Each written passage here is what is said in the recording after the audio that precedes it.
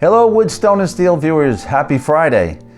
All right, I came across a topic yesterday. I'm working on a project in the New York City area, and we came down to what are we going to do where the facade meets the sidewalk.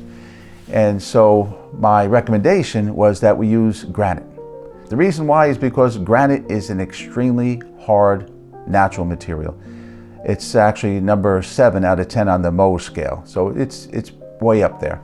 It's primarily made of quartz, feldspar, and just to give you an idea how strong granite is, I'll show you this little sample here of what quartz looks like.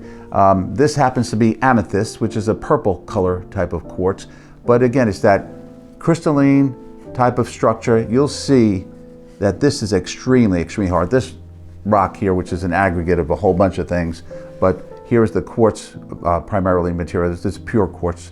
And you can see how angular, you can see the reflectivity of it. It is extremely hard and durable. So there's a reason why your beaches are made of sand, and the reason is because all the mountaintops eroded down through rain, down the river, all the material making its way down as the mountains eroded. And one of the last minerals, elements that is the hardest is quartz. Quartz, silica, up there. So your beaches are primarily made of that because everything else dissolved on its way down. So that's why quartz, granite is such a strong, durable material because it doesn't dissolve like the other items do. So this is a granite got from a sample from a store nearby. And this of course is a shiny surface which you use for your countertop, or it could be used for the exterior of a building as well. So just imagine this being the bottom part of the facade and the table being the sidewalk. So when rain wants to hit it, salt, shovels, anything, this will take a ding. And if you make that surface more of a hone finish or a flame treated type of finish, you won't even see dings or nicks in it. As a matter of fact, when it does have a ding or nick, it actually adds character to the rock, the facade. So this is one sample. You can see it's a grayish type one. I have another one here, which is a darker one, and then you can probably see some different flecks in there as I move it a little bit. So it's got mica in it as well. So remember, granite is primarily quartz and feldspar primarily, but it has a whole bunch of other elements in there too, besides silica, and we'll go down to this mica in there, which gives that fleck flavor that people love in their kitchen countertops because they like that reflectivity. So this just gives you an example of what this would look like on your facade of a building. Extremely hard, durable, and they actually do make buildings with just granite. This has been done throughout history, whereby they take huge blocks of granite. It's your foundation, it's the outside of your building, if it's abundant in your area. And again, today it's expensive to get that much weight because we don't quarry rock for big modular rock anymore. We crush it, we pound it, we use it for aggregate, for roadways, for sidewalks. So we use it for crush and run, for base layers. We just crush this rock and then we put it down and then we put the artificial material on top of it.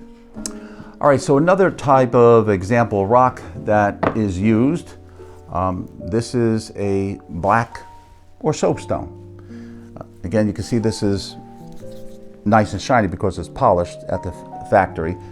I'll show you some more of the color here. I'll just wet it so you can see bring out the color. But you can see the color right here on the side that wasn't polished. It was just cut. This is actually a polished side. But this is another beautiful stone that you could use. A lot of people use it for, again, countertops, but it could be used interior on the wall as well. It looks beautiful, nice color. You could even get a white.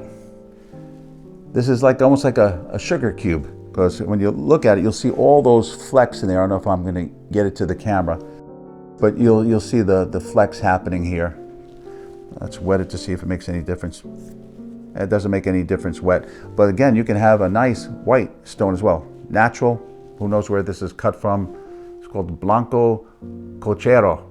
So I don't know where it was mined from, but you can get any, nice, can't say any color, you can get many colors of any type of natural type of stone materials.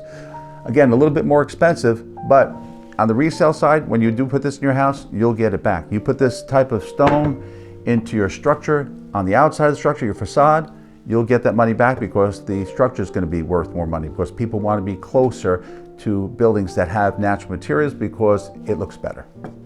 All right, the other types of materials that you can use for your facade would be metal panel, ephes, which is like a stucco, glass, brick, different other types of stone besides granite. So those would be the facade materials that you can have.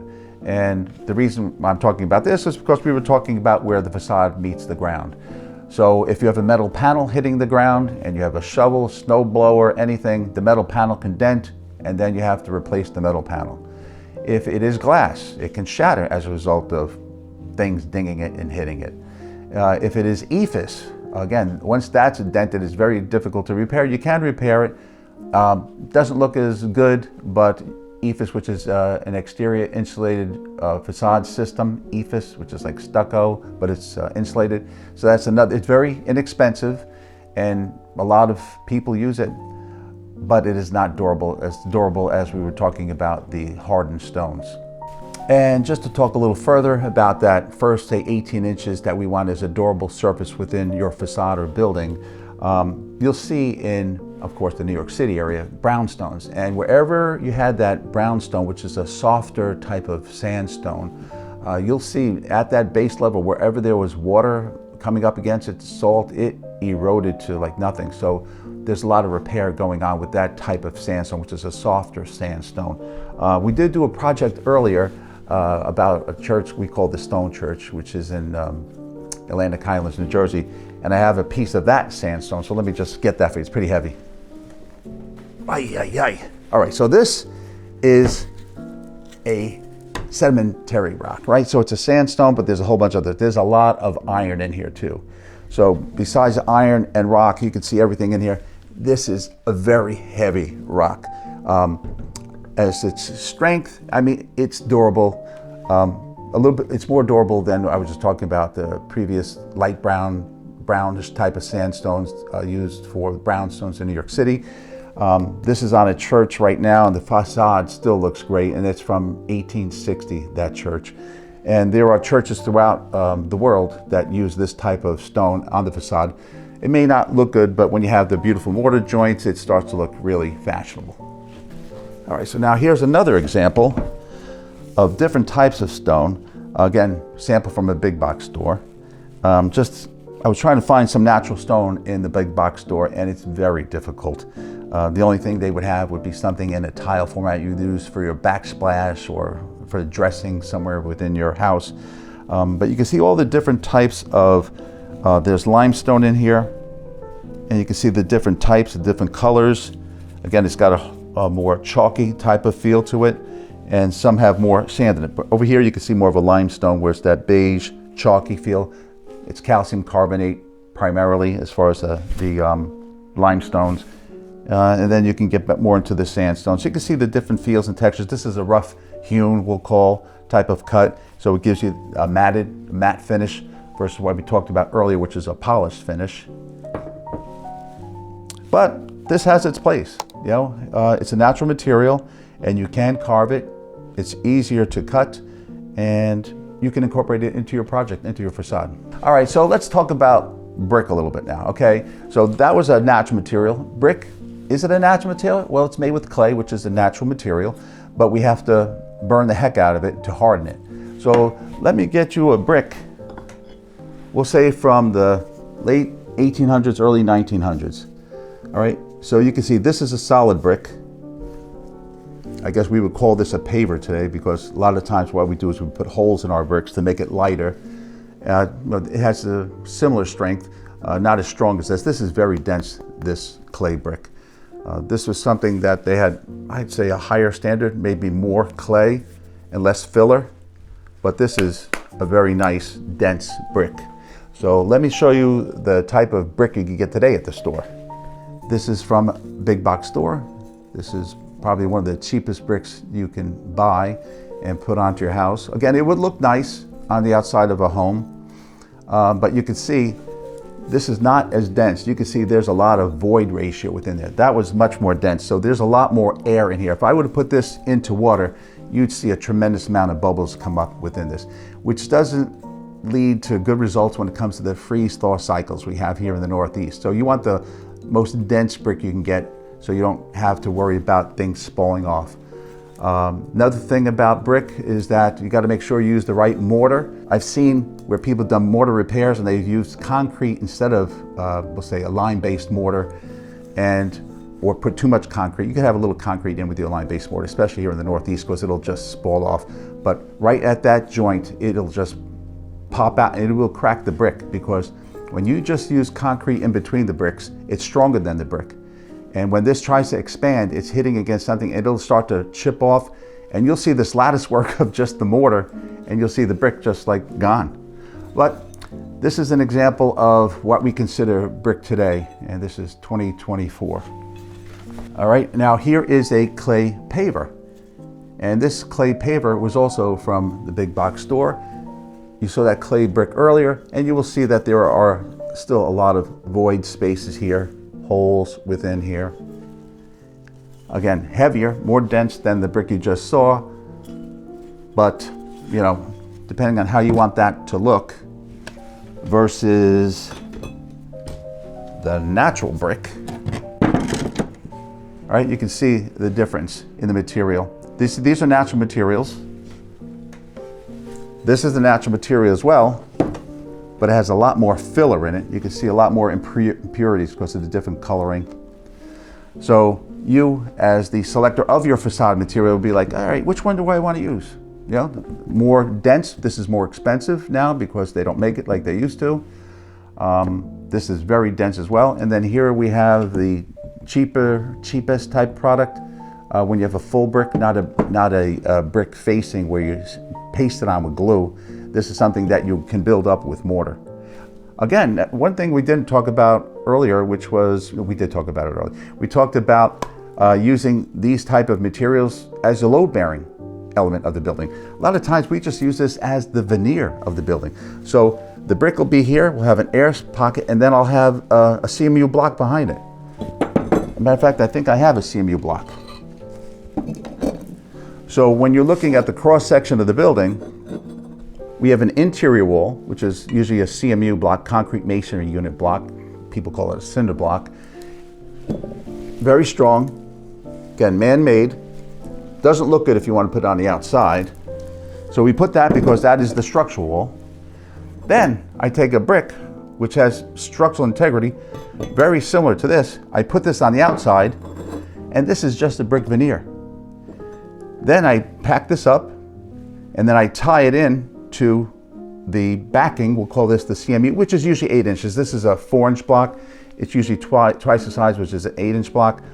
But this is just for show, and this is the structure itself. Back in the day, we'll call it,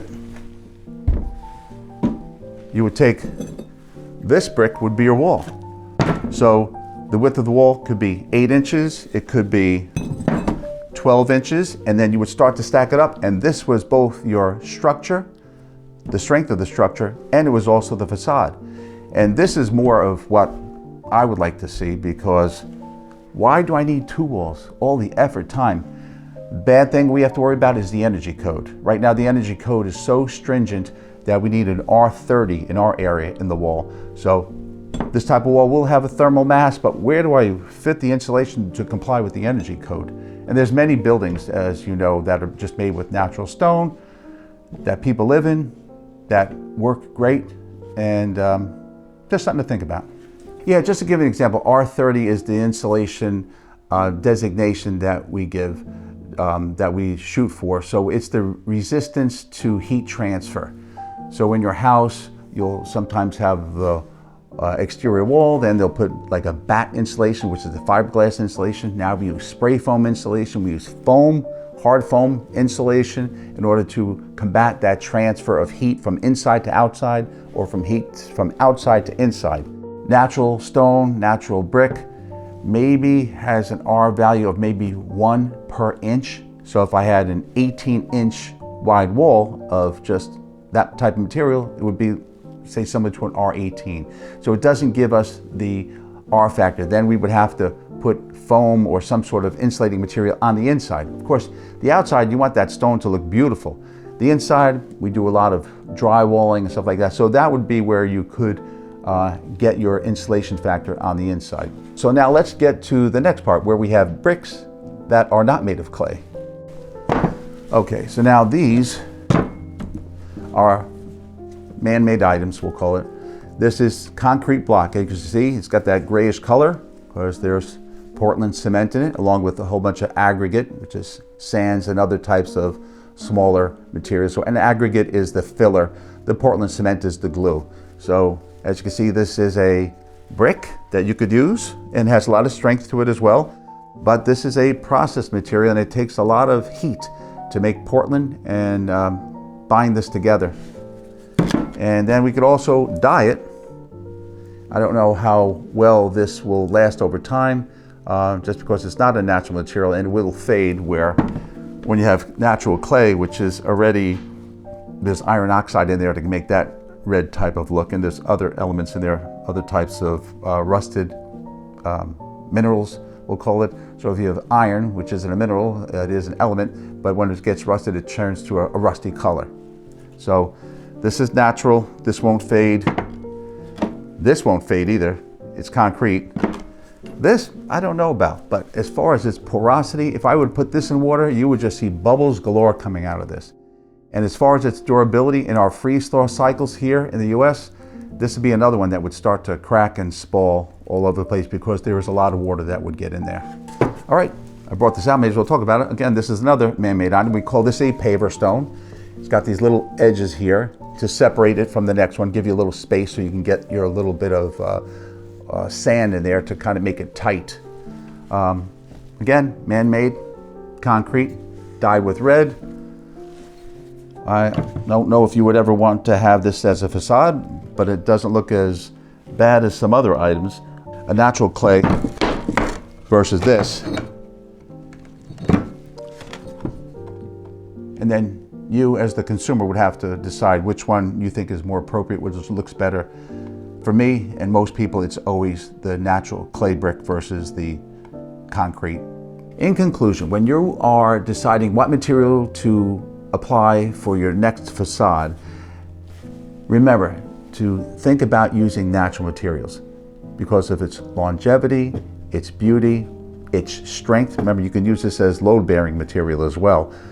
But make sure you consider this before you go right away to the metal panel, ephes, glass. Just know that this is durable, and where the where the rubber hits the road, this is a great item to have. All right, so that's it for today. I'm ready for Fried Egg Friday. It's a ritual I have. I have fried eggs every Friday morning, and I can't wait to get out of here.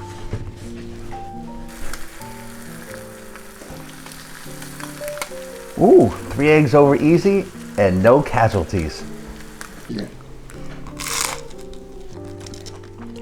So, let me know what you think about facade and natural materials. Which would you choose and why? Put it down in the comments below and make sure you hit like and subscribe. Talk soon.